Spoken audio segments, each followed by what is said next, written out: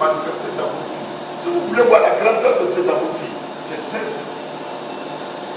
La Bible dit que le mystère de la croix est un mystère. Et ce mystère-là, je peux vous le communiquer ce matin. Jésus-Christ de Nazareth est Dieu. Et personne ne peut dire le contraire. Sauf ceux qui sont maudits. Mais toi qui sais que Jésus-Christ de Nazareth est Dieu, toi qui sais qu'il est Seigneur, il s'est dépouillé lui-même. La Bible dit qu'il s'est dépouillé de son titre de roi. Mais combien de fois tu t'es dépouillé, toi, de ton titre, de ta fierté, de ce qui fait de toi ce que tu aimes? Combien de fois tu as été humilié? Combien de fois on t'a dit des choses méchantes? Combien de fois on a dit des choses très méchantes à ton sujet? Combien de fois? La Bible dit qu'il a payé le prix de toute l'humanité. Il n'a pas payé le prix d'un seul peuple, d'une région, d'un pays. Mais la Bible dit de toute l'humanité, des blancs jusqu'aux noirs, passant par les jaunes. Dieu a payé le prix pour tous. Jésus a payé le prix pour eux tous. Écoutez-moi ce matin. Écoutez-moi. Quand on parle de vacances, les chrétiens de Divo vont aussi eux-mêmes en vacances. Comme si, la dernière fois je disais que le Seigneur, il est en vacances quelque part à Assini.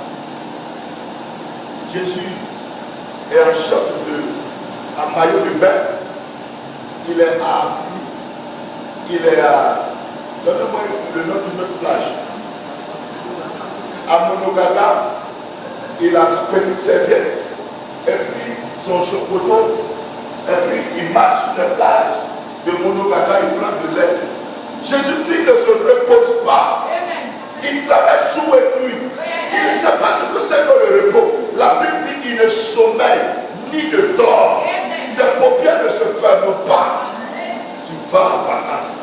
Il faut aller en vacances pendant que les démons, eux, sont sur toi. Quand ils reviennent des vacances, tu les vois, ils sont chargés de bagages de tout genre. On est obligé de faire un autre travail encore sur leur vie. S'il vous plaît, commencez à vous prendre un peu au sérieux. J'ai dit ici la semaine passée, un bon élève, c'est en vacances, il commence à préparer son examen. Un mauvais élève, c'est dans les dernières heures, il cherche Dieu pour que Dieu fasse un miracle. Il faut attendre le miracle là, ça va venir. Ça veut dire que tu ne connais pas Dieu. Si tout de suite là, Alassane Dramane Ouattara, il venait ici. Les positions que vous avez là, il y en a qui sont assis en vagabond, mais est-ce que tu pourrais t'asseoir comme ça? Non. Tu allais dresser, tranquille, une position normale, comme un enfant bien éduqué. Qui allait chuchoter ici? Personne. Il y aurait eu un silence de cimetière. Mais on ne considère pas Dieu. Le culte commence à 8 h, s'il vous plaît. Vous venez à 9 h, vous venez faire quoi? Vous voulez prier qui? Je dis, l'église, on peut mettre speed ici. On peut mettre des écrans géants. Pourquoi on le fait? Pour que vous soyez à l'aise afin de pouvoir considérer Dieu. Mais vous ne le considérez pas. Qu'est-ce que vous attendez de la part de Dieu? Vous allez être des enfants fainéants, assis, mangeant, dormant, raisonnant. Et puis Dieu va se lever un matin, il va venir vous donner toute sa gloire. Asseyez-vous. Il va faire ça sans problème.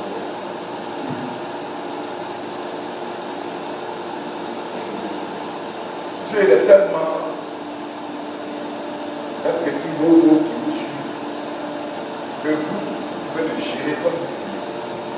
Pendant que tes amis prient le Seigneur à 2 h, à 3 h, à 4 h, ils sont en prière, ils cherchent la face de Dieu, ils prient, ils jeûnent, ils cherchent la face de Dieu. Toi, tu dors.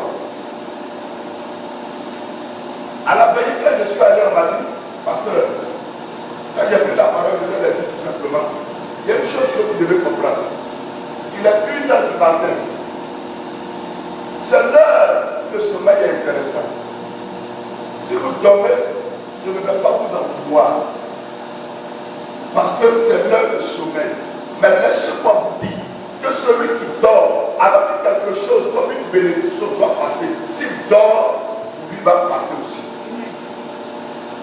Donc on ne peut pas interdire quelqu'un de dormir. Mais quand tu sais que tu attends quelque chose, frère, d'important, tu ne peux pas dormir. Tu ne peux pas. Quand on vient à l'église, pour la plupart, on vient chercher quelque chose. Mais ce quelque chose, vous allez l'obtenir comment? Vous allez l'obtenir comment? Quand quelqu'un fait 9 mois sans avoir ses menstrues et que d'autres personnes ont payé de l'argent pour avoir gain de cause dans les hôpitaux, un peu partout sont partis pour recevoir le miracle de leur vie, que toi tu viens, une simple prière de 5 minutes t'apporte la guérison. Mais quand elle est venue là, témoignage, est-ce qu'elle a fait une offrande de remerciement au Seigneur? J'ai crié sur tous les toits pour ça. Commencez à changer votre mentalité. Si tu pries Dieu, il est Dieu. Si tu ne le pries pas, il est Dieu. Si tu le chantes, il est Dieu. Si tu ne le chantes pas, il est Dieu. Un point, un trait.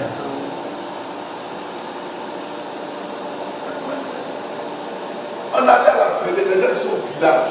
À 20h30, on vers la salle, 21h. 20h30, l'église était bien remplie. Ils attendaient le moment.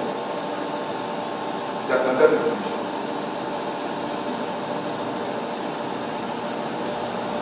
Alléluia. Je vais vous conter une histoire. L'histoire d'un homme qui s'appelait Pierre. La Bible déclare que Pierre était un pécheur. Il était un pécheur et il était un pécheur. Il péchait et il péchait aussi.